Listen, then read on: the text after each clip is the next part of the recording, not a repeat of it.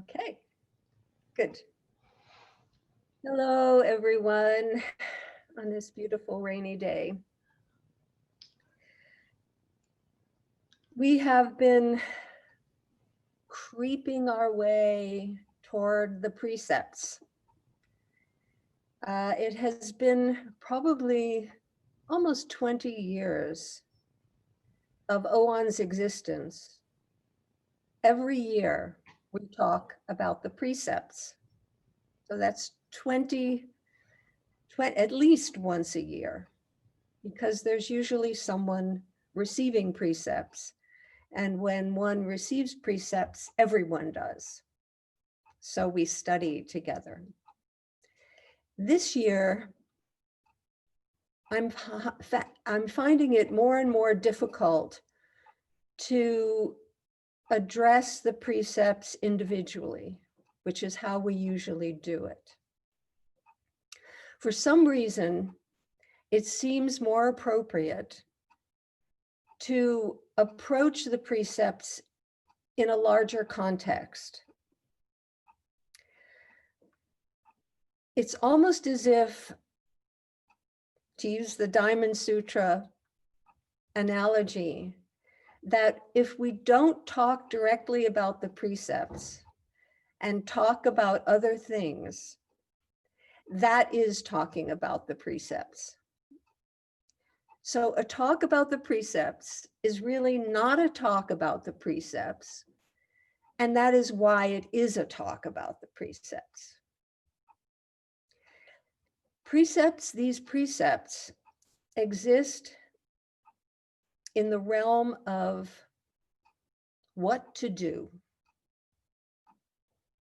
It's about the countless decisions that we make. Even when we sleep, we're sort of deciding what to dream. Our actions in the world encompass not just the physical enactment, but they involve our intentions, our decisions, our actions, and the consequences of our actions. This is the sort of general realm of karma. So I am making a decision today to honor the precepts by not talking directly about them. Much as when we bow to the Buddha, we don't stand directly in front of the Buddha statue. We always take a step to the side and not have that. It's more polite.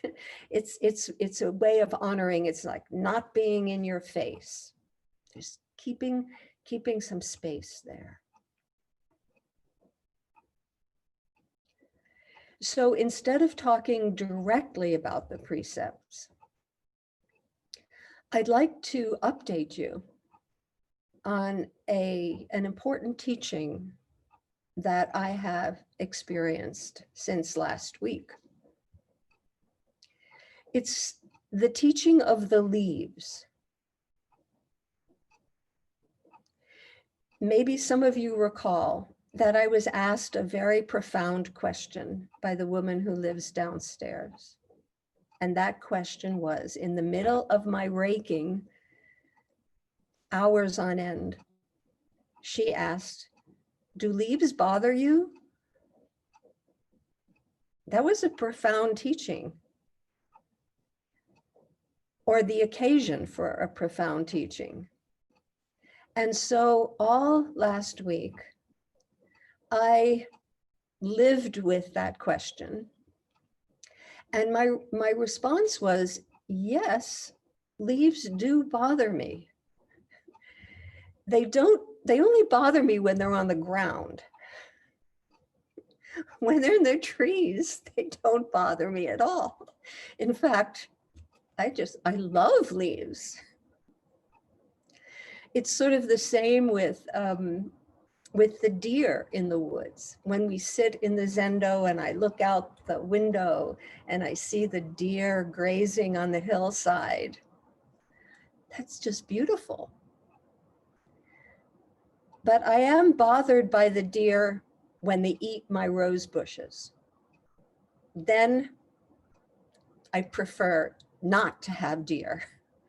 So on the hillside, they're fine. But in my garden, no.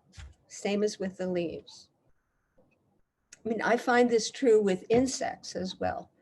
Somehow all the insects are just fine out there in the woods. But as soon as they cross that half-inch threshold into my house, somehow those ants are not acceptable. So this is about my preferences, my opinions, how I want my world to be. I don't want the leaves on the ground. I want them in the trees. I don't want the deer in my garden. I want them on the hillside. And I don't want the insects crawling around on my counters. I want them outside in the grass. So I understood that last week, that I do have these preferences, and that was an understanding that I wasn't aware of before.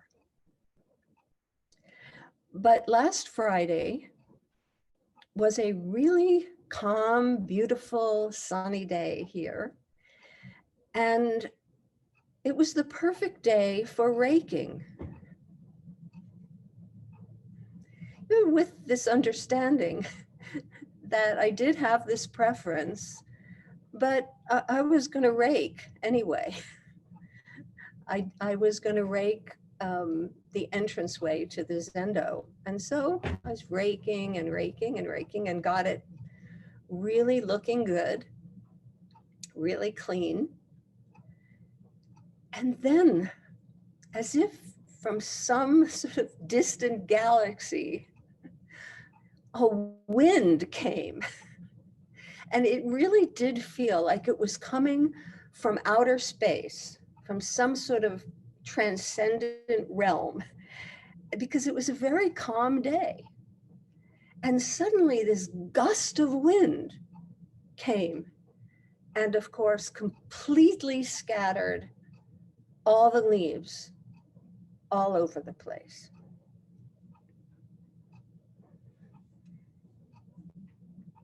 And this reminded me of a little story in the Zen canon of stories, where a monk in a monastery was cleaning the garden, the monastery garden, in preparation for a visit from the emperor. And so they were really kind of getting their place looking spiffy. And this particular monk was very focused on his job at clearing the garden of leaves. And he even, as sometimes that I've noticed the Japanese do, they were picking little sprouts out of the moss so that the moss would be perfect. And so he spent many hours preparing the garden for the visit of the emperor. And then the abbot of the temple came and looked at the garden and went over to a cherry tree and shook the tree until all the leaves scattered all over the garden, and looked at the monk and said, "Now it's perfect."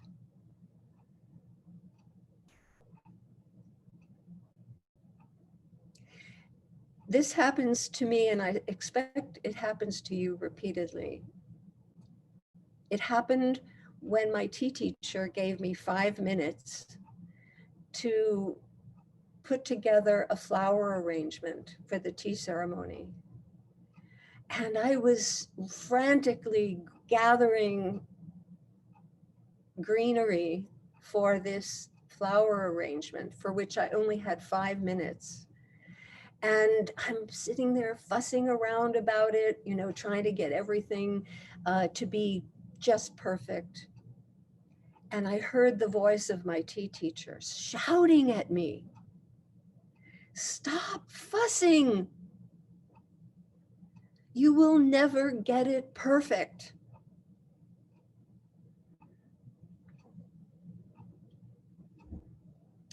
So what I'd like to bring to our discussion today is an admonition. Stop fussing about the precepts. Don't fuss about them. Almost pretend that they don't even exist.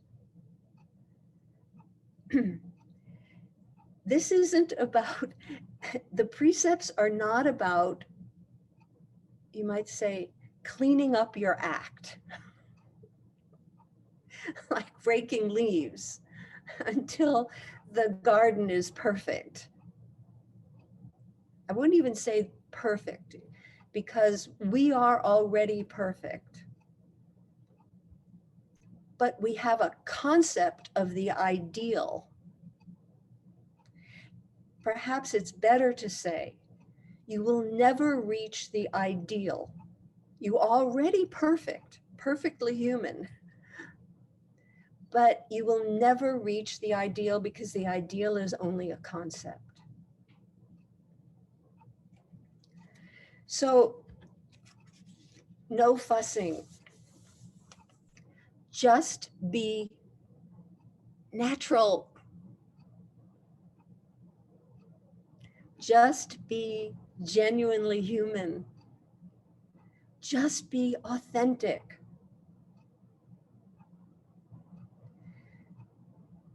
The precepts are not about what you have to do, like you have to obey them.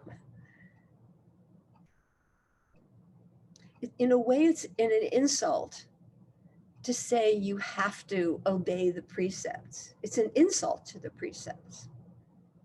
It's almost like saying you have to love your child or you have to love your pet. It's natural. It's natural. And so when we look at the precepts, which we have been doing, you know, approaching and retreating and moving to this side or that side and getting some angles on them, we began with the three refuges, which are take refuge in Buddha, Dharma, Sangha.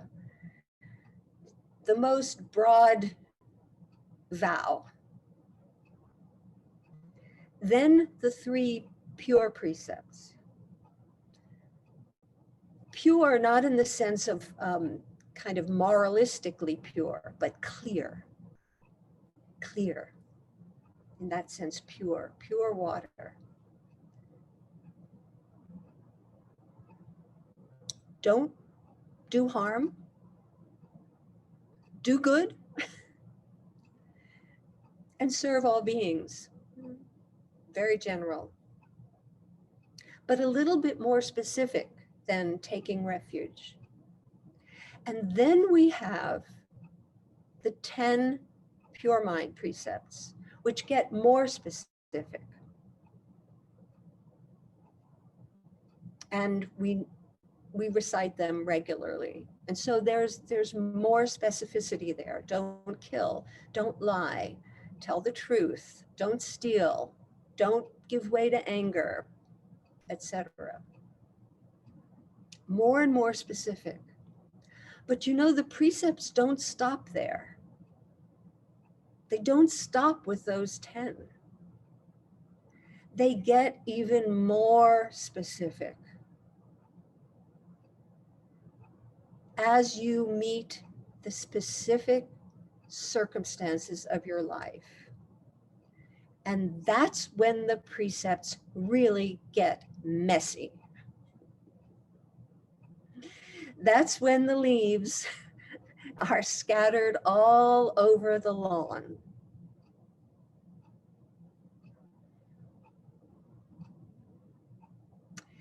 It's as simple as, and as complicated as,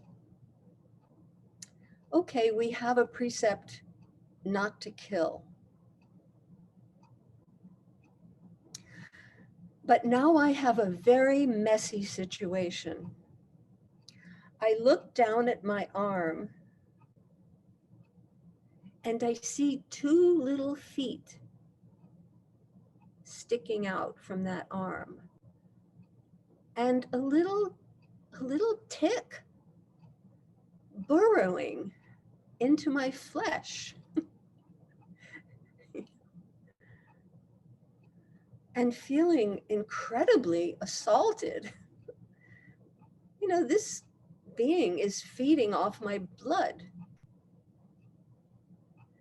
I cannot remove that tick without killing it. Here's where it gets messy. And that's true with stealing, lying, being angry, having sexual control.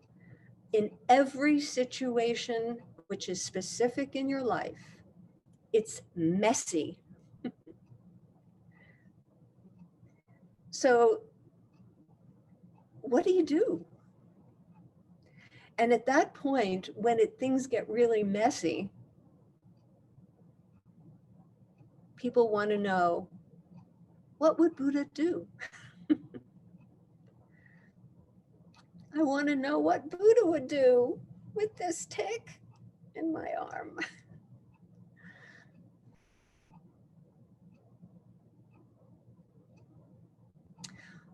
Well, I'm not going to provide an answer, but I am going to point to what Buddha did when things got really messy in his life. He sat himself down under a tree.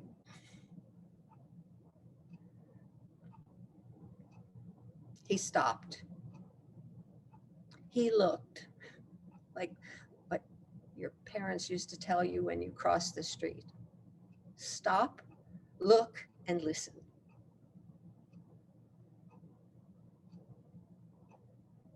He stopped. He pressed the pause button. He didn't react. He sat down. It's that title of that book. Don't just do something, sit there.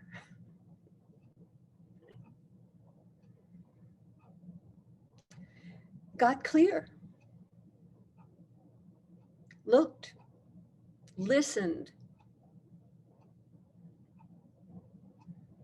And then it became clear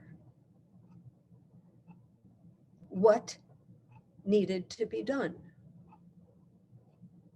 And if somehow that didn't work out the way it was expected to, you sit down again and stop and listen and look and meet that situation with clarity and with compassion. So, you know, we tend to think that precepts help us to make decisions, but they really don't. They actually present us with dilemmas. They present us with messes. The messiness of everyday life, of having to make decisions. And so, in a sense, these precepts are like koans. They're puzzles, they're dilemmas. What do I do about that? What do I do about this relationship? How do I bring compassion to that and yet end it? It's a mess. How do I express my outrage at social injustice while at the same time maintaining my equanimity and not dwelling and giving way to anger? That's a mess. That's a mess. So the precepts actually make our lives a little bit more complicated. They're not rules to be obeyed. They are introducing the difficulties of our lives and perhaps helping us to navigate through all those difficulties. When you sit, when you stop, and you don't necessarily have to sit down on a cushion, but you know when you can just pull back, breathe,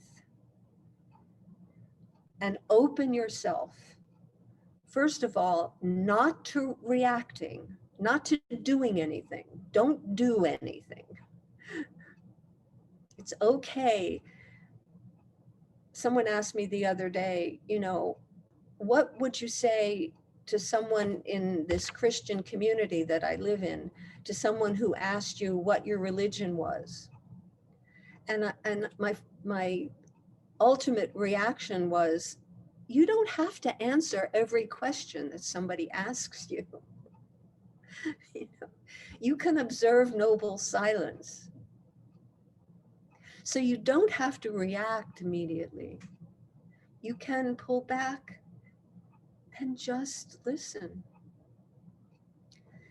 And allow yourself to get clear, and also allow causes and conditions to collaborate with you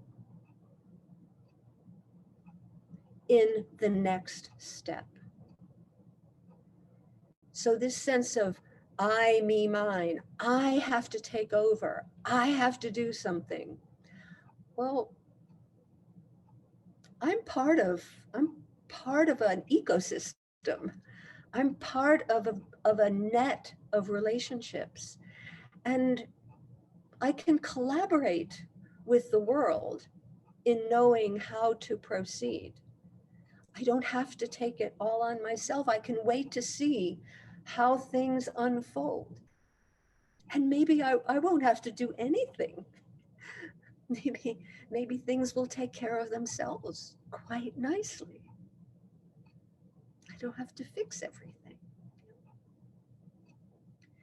So we might consider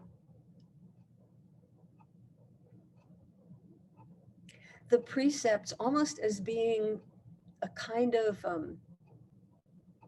companion, not a set of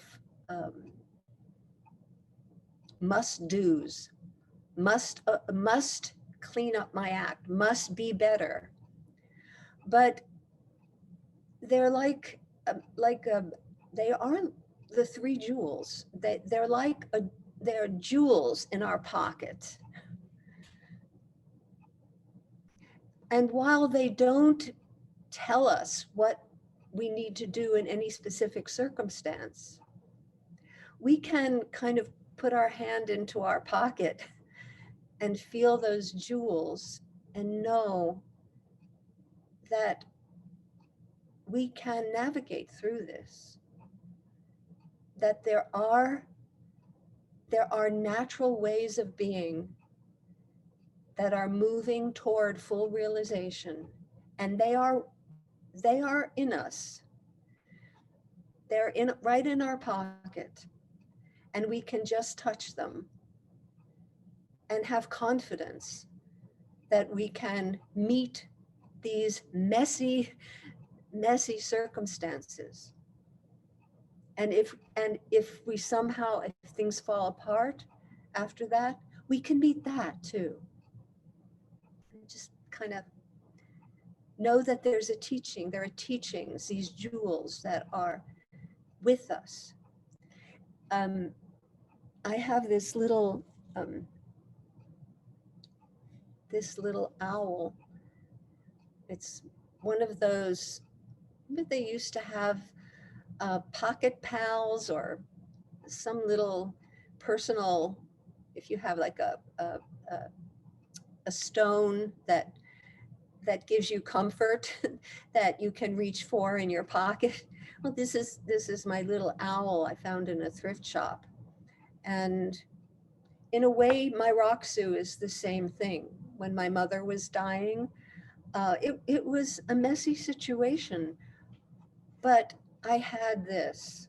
This didn't give me the answers as to how to deal with her, how to help her leave this life, but it gave me confidence that I could do it. So that's what the precepts are. They bring us dilemmas, but they also bring us the jewel of confidence in our deep clarity, in our deep Buddha nature, which is connected with all things, and that we can collaborate with the universe. We don't have to do it all